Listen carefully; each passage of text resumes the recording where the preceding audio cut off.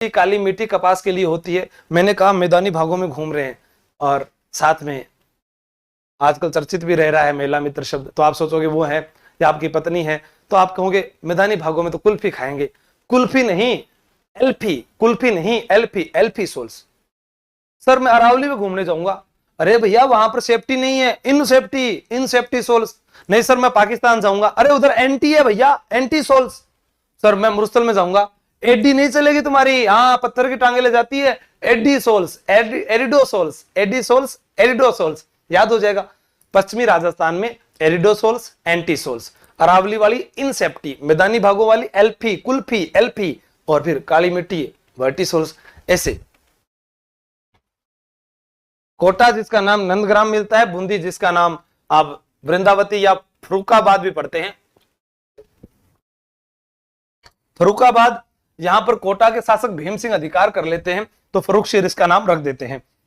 नैनवा कजली तीज के लिए प्रसिद्ध है, दुगारी तेजाजी की कर्मस्थली है, लाखेरी जो है वो सीमेंट उत्पादन के लिए प्रसिद्ध है, केशवराय पाटन केशवराय जी का मंदिर है, तारागढ़ का किला है। अब जैसे ये इसमें लिखा हुआ है, सेम जो है वो आपकी इस इतिहास वाली बुक में लिखा हुआ है, फिर आप उसको वहां से पढ़ सकते हैं। बूंदी का भोग लगाते हैं देवताओं को, तो देवा चौहान, बूंदी का नामकरण देवा मीणा के नाम, सॉरी बुंदा मीणा के नाम पर।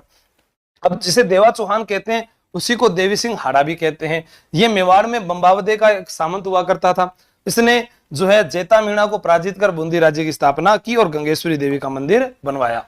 समर सिंह कोटिया शाखा के भीलों से संघर्ष किया, और आप लोग जानते हैं कोटा का नाम कोटिया भील के नाम पर हुआ, कोटा का नामकरण कोटा भील के, कोटिया भील के नाम पर, बांसवाड़ा का नाम बांसिया भील के नाम पर, बूंदी का नाम बुंदा मीणा के नाम पर। तो आप सोचिए कि इनके नाम पर इन शहरों का नाम रखा गया है। और बरसिंह हाड़ा जो है, अब हमको याद करना है कि बरसिंह हाड़ा, मैं कई बार कहता हूं, आपके सामने लिखा है तारागढ़, आप क्या बोलोगे? तर नहीं बर है, तर नहीं बर है, तो बरसिंह हाड़ा।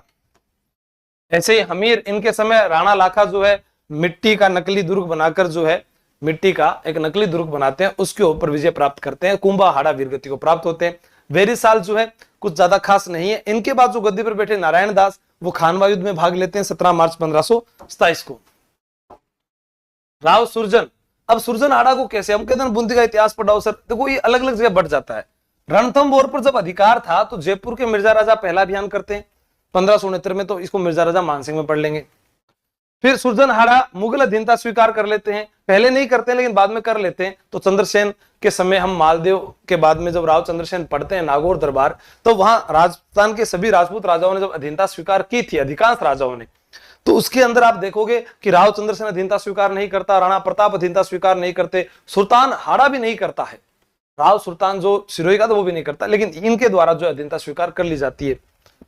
सुरजन हाड़ा को रणथंभौर किले के बदले चुनार का किला मिला और काशी का क्षेत्र दिया गया। अब पढ़ने वाली खास बात इनके समय में क्या है कि इनका दरबारी कवि जो था उसका नाम था चंद्रशेखर, जिसने एक प्रसिद्ध ग्रंथ लिखा है हमीर हट और सुरजन चरित्र। ठीक है, इन्हें बनारस का क्षेत्र मिला, काशी के अंदर काशी का क्षेत्र, और बनारस में इनको एक मंदिर बनाना पड़ा था, द्वारकापुरी, रणछोड़ राय जी का मंदिर बनाया था। ठीक है, तो देखो चंद्रशेखर, हम पढ़ते हैं हमीर हट तो हम समझते हैं हमीर हटी राजा रणथंभौर में, इसको याद कर लेते हैं, जो कि गलत है। राव रतन सिंह चित्रकला प्रेमी थे, ये हम चित्रकला में पढ़ते हैं, राव रतन सिंह, ठीक है, या भाव सिंह, ये सब चित्रकला में पढ़ा जाता है। बूंदी की चित्रकला जो है पशु पक्षियों की चित्र शैली है। यहाँ पर गरदड़ा जो स्थान है, वहां पर प्रथम ब्रड राइडर रॉक पेंटिंग मिली है। शत्रुशाल, शत्रु रंग डाल देता है तो रंग महल आ गया, केशवराय पाटन जी आ गया, और सामूगढ़ के युद्ध में वीरगति को प्राप्त हुए। यानी शाहजहां के जो पुत्र हुए, दारा शिकोह, मुराद, शाह शुजा, औरंगजेब, तो जितने भी राजस्थान के राजपूत राजा हैं लगभग जो है सबसे ज्यादा पक्ष में दारा शिकोह के ही रहे थे।